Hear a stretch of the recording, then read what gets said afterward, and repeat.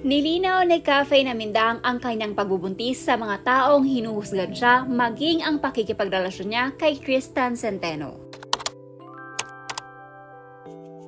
Dahil sa maraming nakapansin sa pagbabago ng katawan ngayon ni Cafe Namindang simula noong naghiwalay sila ni Mark at naging sila ni Tristan Centeno, isa sa mga Centeno twins na vlogger din, panay-panay ang pagbabahagi niya ngayon ng mga larawan, hindi na niya pinapansin ang mga pangbabatikos sa kanila ni Tristan.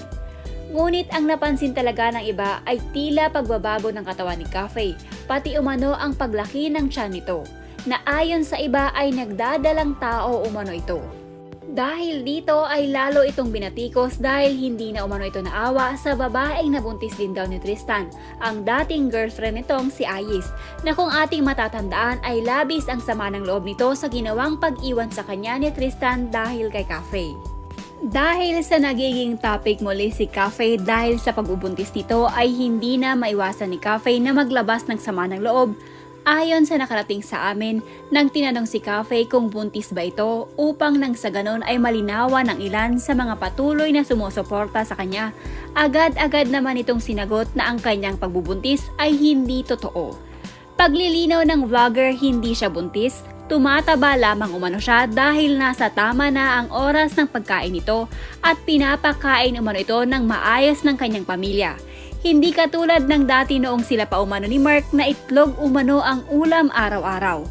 Ngayon ay maayos na daw ang kanyang kalagayan, talagang naaalagaan siya ng mga taong nagmamahal sa kanya. Hindi man nabanggit ni Cafe kung sino ba ang taong tinutukoy nito ay alam naman nating lahat kung sino ang bagong nagpapatibok sa pusong sawi ni Cafe. Kaya sana daw ay wag naman husgahan ang nangyayari sa kanyang katawan ngayon. Epekto lamang umano ito ng kanyang pagmamahal sa sarili at pagbangon mula umano sa pagmamahal ng maling tao ng ilang taon. Dagdag pa nito, kahit daw anong mga pambabatikos na gawin sa kanya ng mga tao ay hindi umano siya nasasaktan at lalong-lalo hindi niya daw papatulan. Tinatawanan lamang niya ang lahat ng mga bumabatikos sa kanya dahil alam naman daw niya kung ano ang katotohanan. Makikita naman natin kay Cafe na tila hindi ito apektado sa lahat ng mga taong hinuhusga ng kanyang pagkatao. Simula noong nagkaroon ito ng issue sa umano'y pangaagaw niya ng boyfriend ng iba. At pagpatol umano kay Tristan na kilalang malapit na kaibigan ng ex nitong si Mark. Samantala, binigyan din linaw ni Cafe ang balitang pagbubuntis niya sa kanyang bagong larawan na ibinahagi sa kanyang social media account. Paalala, hindi ako buntis. Mga tamang issue kayo Kaya ako nagkakalaman, nakakakain na kasi ako ng maayos at masaya ako kasama pamilya ko. Marami naman ang nagpahatid ng pagsuporta kay Cafe. Napakadaling magbitaw ng salita sa kapwa nating Pilipino, no? Minsan akala nyo malilinis kayo, di natin alam ang buong kwento para magsalita ng kung ano-ano kay Ate Cafe Namindang. Make your own, wag tayong makialam sa buhay ng iba. Kung ayaw nyo sa kanya, manahimik na lang kayo. At panoorin nyo na lang ang susunod na yapak niya. Wag manghusga, pag-inggit, pikit. God bless you all po. Diyos naman po ang nakakaalam ng lahat. Malaki na yan si Ate Cafe. Di nyo na siya kailangan pagsalitaan ng kung ano-ano. Alam niya na mali at tama. Wag manghusga dahil sa mga nakikita ng mga mata at naririnig ng tenga.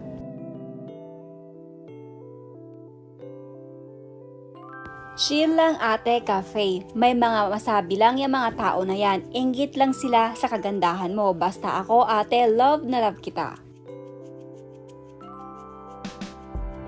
Alam nyo yung feeling down na down kayo, di ba? So sana po, tigil na po ang pangbabash.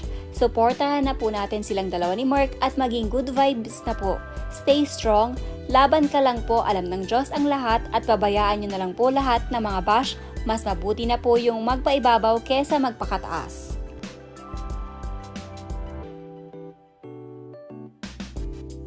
Walang taong perpekto, wala tayong karapatan ng husga ng kapwa natin. Don't mind the negative people, tuloy ang buhay Cafe.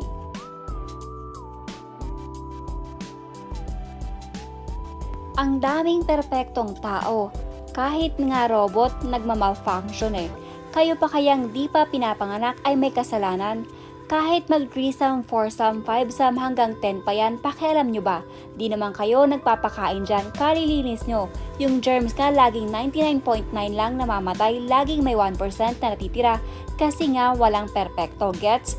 Diyos mio, dami na nangyayari sa mundo, tumingin muna kayo sa salamin pag wala kayong bahid ng kasalanan o dumi sa katawan, saka kayo mangbash.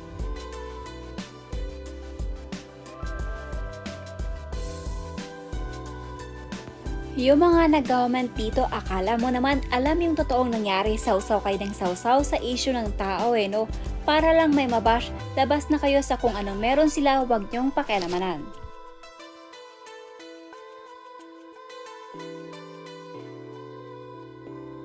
Grabe naman kayo kung mangbash, akala nyo naman mga perfect kayo. Huwag nyo sisihin si Idang, dapat si Mark ang pinabash dahil siya ang nag-umpisa kaya sila nasira. Huwag ganun guys, yung iba nga dyan mas malala pa ang manlalaki. Ano naman kung may relasyon sila ni Kambal, importante hindi si Idang nag-umpisa ng gulo. Pakatatag ka po Idang kahit madami ang nababash sa'yo. Pagsubok lang yan ni God sa'yo at alam niyang kakayanin mo lahat.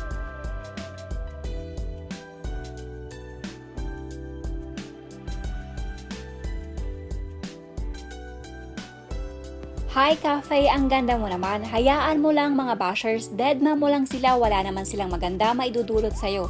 Hayaan mo silang mamatay sa inggit. Take care, God bless, love you Idang, dito lang kami, support sa'yo.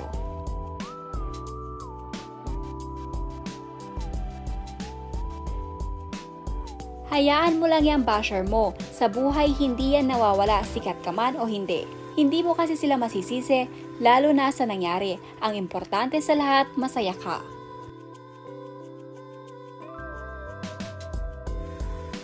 Hayaan ang mga basher. Sa mga basher po dyan, dapat po wag na po tayo magsalita ng masama kung ayaw nyo po sa tao.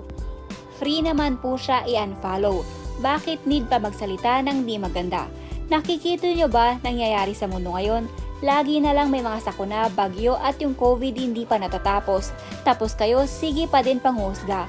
Hayaan natin sila, wag na tayong makialam dahil hindi naman natin buhayan.